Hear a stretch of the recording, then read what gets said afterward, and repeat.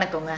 இன்னைக்கு தமிழ்நாட்டுல நடந்துட்டு இருக்க ஆட்சி வாங்க பழகலாம்ன்ற பாணியில நடந்துட்டு இருக்கு. ஏன்னா எதை கேட்டாலும் நாங்க இன்னும் பழகிக்கல, நாங்க ஆட்சிக்கு வந்து இன்னும் 6 மாசம் கூட ஆகல, எங்களுக்கு டைம் வேணும், எங்களுக்கு 6 மாசம் டைம் வேணும் அப்படின்னு கேக்குறீங்க.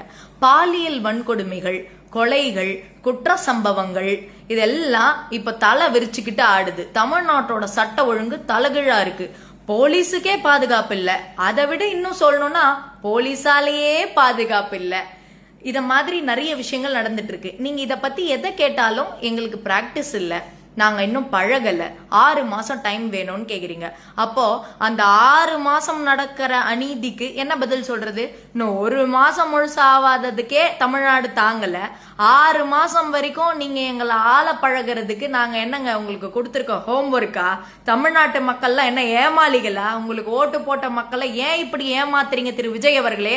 தயவு செஞ்சு இதுக்கு பிரஸ் மீட் கொடுத்து இவ்வளவு நடக்கும் போதிலும் நீங்க அமைதியா இருக்கிறது ரொம்ப தவறு, ரொம்ப தவறான செயல் சிஎம் சார் அவர்களே.